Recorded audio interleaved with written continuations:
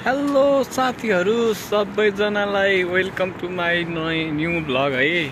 के छ सबैजना सन्चै हुनुहुन्छ? अब यस्तै छ साथीहरू, ब्लग ल्याउन त पाइएको छैन, त्यो पनि अब धेरै चिसोले गर्दा बाहिरतिर जानु नपाएर पनि तपाईहरुको सामु म सानो सानो ब्लगहरू लिएर आउँथेँ। यसो अब रमाइलो इन्फर्मेसन जस्तै टाइपको ब्लगहरू लिएर आउने गरेको हुन्थ्यो सदैव। विशेष परिस्थितिले गर्दा तपाईहरु सामु भ्लग लिएर आउन पाएको थिएन। धेरै पछि एउटा सानो कन्टेन्टवाला भ्लग लिएर आइरहेको छु। के कस्तो लाग्छ भिडियोलाई अन्तिमसम्म हेरेर सुझाव प्रतिक्रिया अनि सल्लाह दिनु होला भन्न चाहन्छु।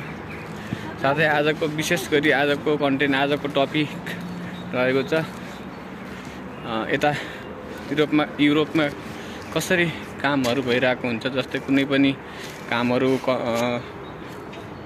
चाहे यो सरकारी काम होस्, चाहे गभर्नमेन्टको काम होस्, चाहे प्राइभेट काम होस्, जुनसुकै काम होस्, तर कसरी डेभलप हुन्छ अनि कति छिटो विकास भइरहेको छ त्यो म देखाउन गइरहेको छु। विशेष गरी यहाँनिर अलिकति यो सडक छेउमा चाहिँ के ठुल्ठुलो अपार्टमेन्टहरू बनाउन लागेको रहेछ, खाली रहेको जग्गाहरू।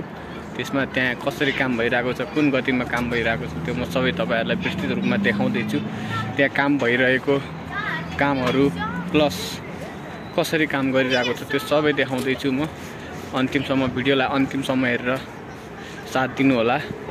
साथै के कस्तो लाग्छ लाइक कमेन्ट अनि सुझाव प्रतिक्रिया पनि दिनु होला। साथै तपाईहरुले मेरो च्यानललाई सब्स्क्राइब गर्नु भएको छैन भने त्यहाँ छेउमा सब्स्क्राइब भन्ने बटन हुन्छ, त्यसमा सब्स्क्राइबमा थिचेर अनि अल बेल आइकनमा पनि टिपिदिनु होला भन्न चाहन्छु। र सुरु गरौँ आजको कन्टेन्टलाई। ढिला नगरिकन अगाडि बढाउन चाहन्छु। ओके, मैले तपाईहरुलाई यहाँको कामहरूको बारेमा देखाउँदै गइरहेको छु। तपाईहरुले देख्नु भएको छ यहाँ अपार्टमेन्ट बन्दै गरेको छ। यहाँ अपार्टमेन्ट बन्नलाई यो सब तल फाउन्डेसन गराउने काम भइरहेको छ। र साथै त्यहाँ के भन्छ अर्थिङ राख्ने, अर्थात् त्यो के हो बिजुलीको के राख्नुपर्छ भन्दै थियो, त्यो राख्नलाई त्यहाँ काम भइरहेको छ। देख्नु भएको छ तपाईहरुले मेसिनहरू, कति ठुल्ठुलो मेसिनहरूले काम धमाधम भइरहेको छ। तपाईको पहिला एस्टिमेट भइसकेपछि काम स्टार्ट गरेर पो यसरी काम गर्दा चाहिँ अब परिपक्वता पनि छिटो पनि टाइममा पनि सकिन्छ। हाम्रो नेपालमा त अस्तव्यस्त बजेट सकिनको 1 महिना पहिला 10 दिन पहिलाबाट काम स्टार्ट गर्यो अनि 10 दिनपछि बजेट सकियो अनि त्यो पैसा सबै पचायो। तर त्यस्तो नियम यहाँ लागू हुँदो रहेछ, तपाईहरुले देख्न सक्नु भएको छ। अनि यहाँ यस्तो टाइपको गराउने भनेर यता पोस्टरहरू पनि टाँसिरहेको छ। यहाँनिर ठुलो बजार बन्दैछ क्या एकदमै। तपाईहरुको यस्तो डिजाइनको मार्केटहरू गराउने भनिरहेको छ यहाँ। अनि त्यो भएर यहाँ यसरी राखिरहेको छ ब्यानरहरू। यो टाइपको यसरी हुनु पर्यो भनेर तपाईको यहाँ नक्सा पास भएर यहाँ नक्सा राखिरहेको छ।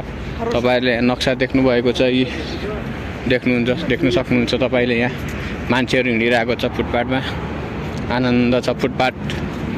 अनि त्यता गाडी छ, रोड चोक छ त्यता, तपाईले देख्न सक्नुहुन्छ। यस्तो छ।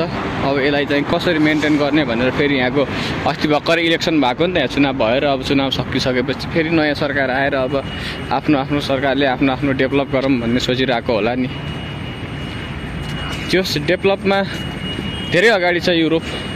मलाई युरोपको सिस्टम नियम के सही लाग्यो भनेपछि मलाई 3टा कुरा सही लाग्यो।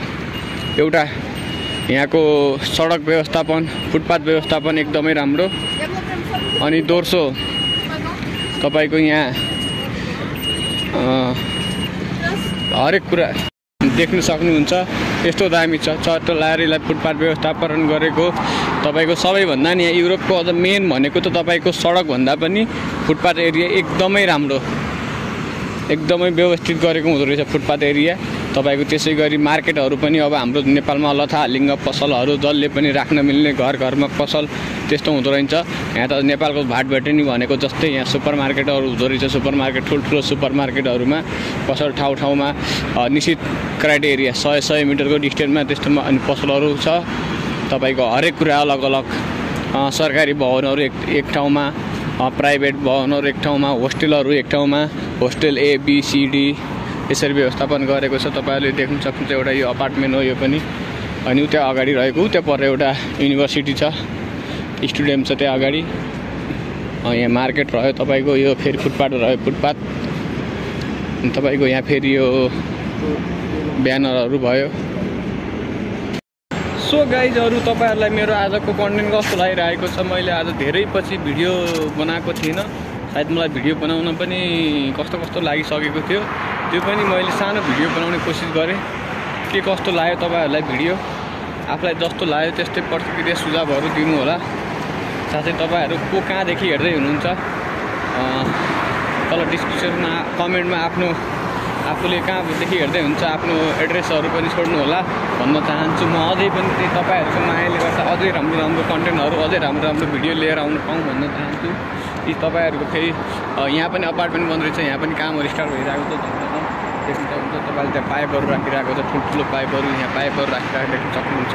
एकदमै विकसित तीव्र गतिमा काम भइरहेको छ। सायद हाम्रो नेपालमा यतिकै काम हुनलाई राम्रै पोलिटिक आयो भने पनि 50 वर्ष लाग्न सक्छ मलाई जहाँसम्म लाग्छ यहाँको डेभलपमेन्ट देखेर। सबैजनालाई अर्को भिडियोमा भेट्ने बाचा गर्दै यो भिडियोलाई यति नै इन गर्न चाहन्छु, किनकि भिडियो धेरै लामो भएको पनि राम्रो हुँदैन। भ्लग भनेको सर्ट एन्ड स्विट हुनुपर्छ। तर कतिपय साथीहरूलाई लामो भ्लग पनि बन्न सक्छ, कतिपय साथीहरूलाई छोटो पनि मन पर्न सक्छ। त्यसैले मैले आजको कन्टेन्टलाई यहीँ